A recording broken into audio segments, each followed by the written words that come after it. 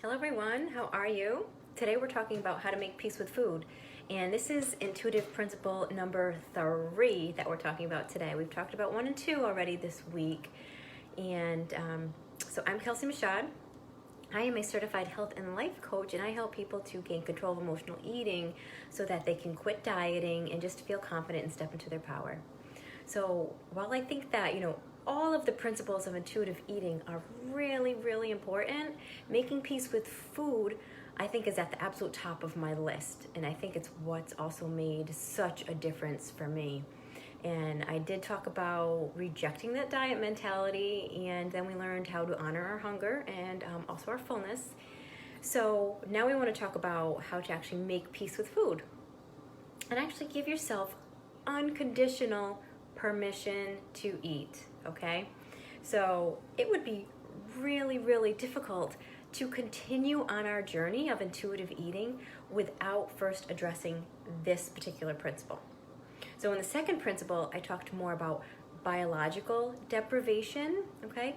But this principle actually relates more to our psychological deprivation. So what you might be thinking, I'm sure you're like, how the heck am I gonna give myself unconditional permission to eat? Is this girl crazy?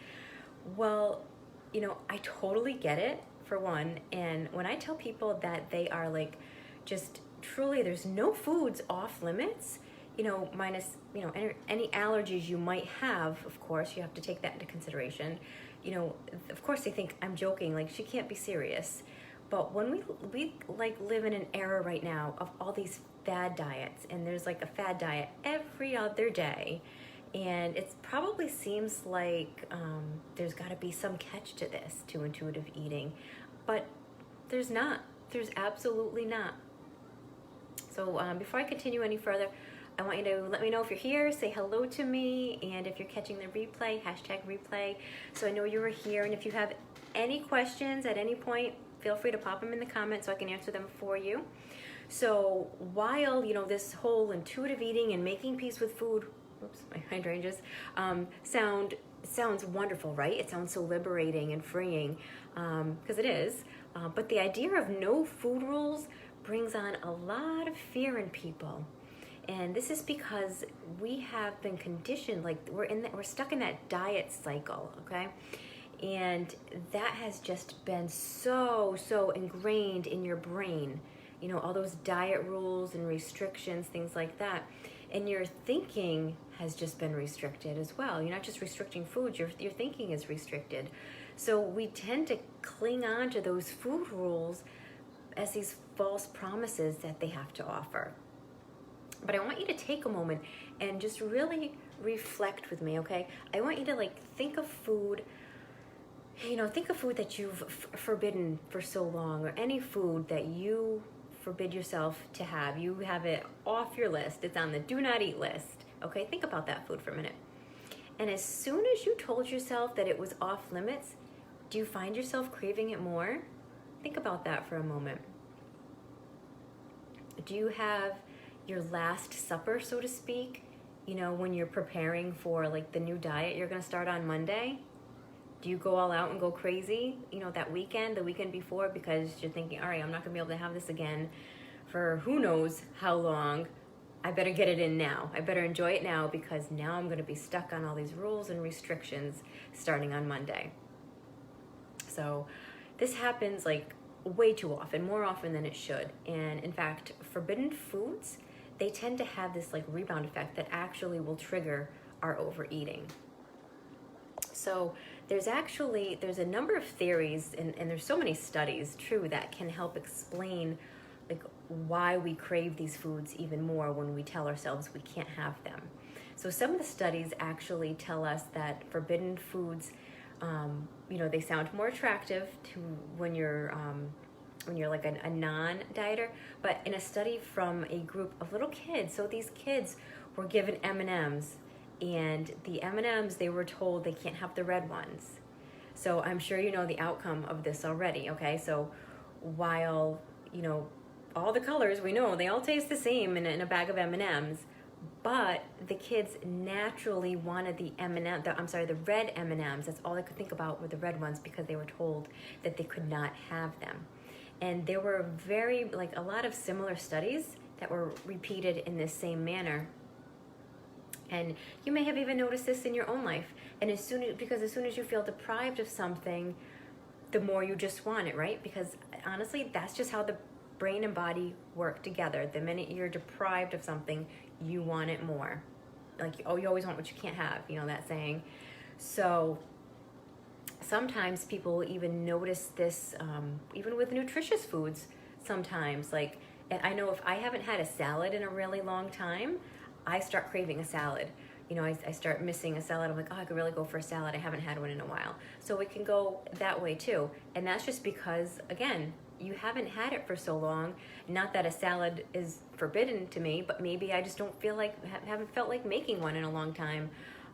So then all of a sudden I'm like, oh, I could really go for one, kind of thing. And another common theme that is often seen in a lot of dieters is that all or nothing mentality. It's kind of like, they call it like the what the hell effect. And this mainly happens when people set themselves up with these food rules, okay?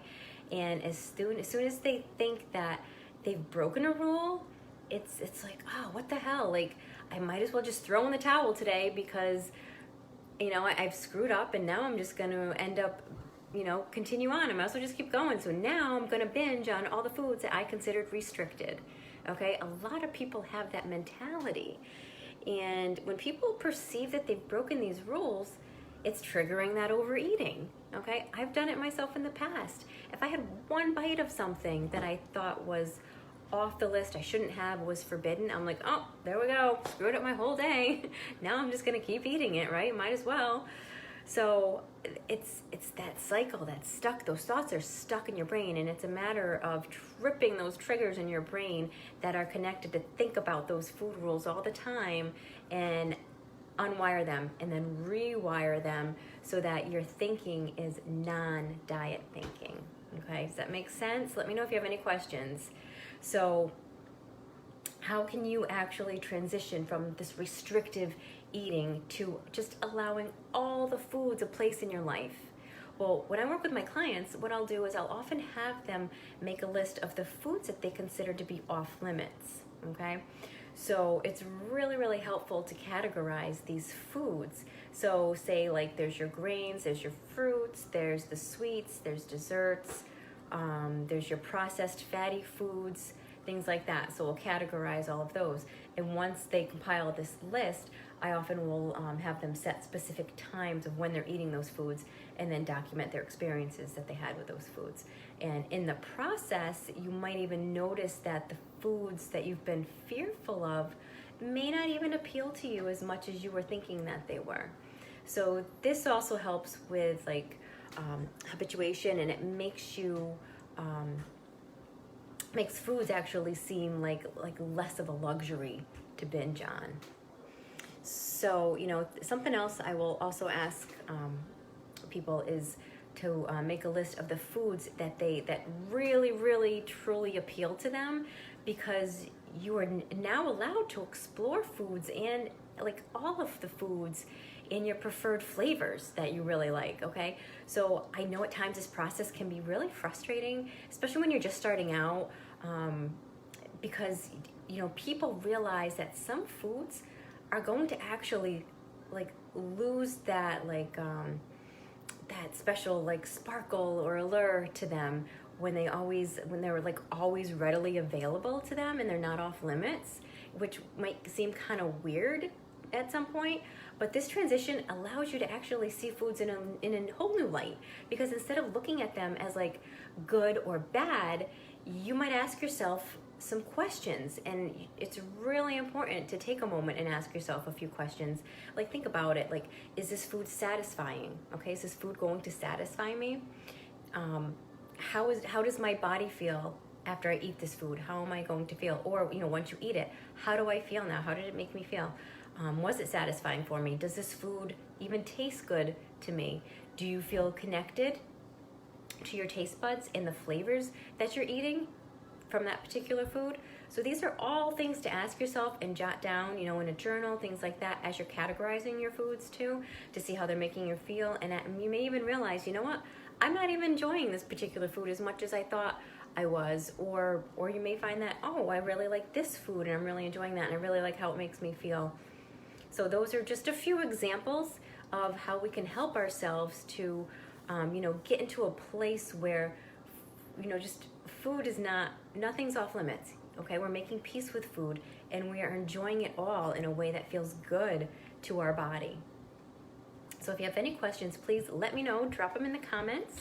And if you'd like to talk a little further about what's going on with your own health and weight goals and how you can become someone who is an intuitive eater as well, let me know. We can chat about it if you'd like to dive a little deeper into something like that.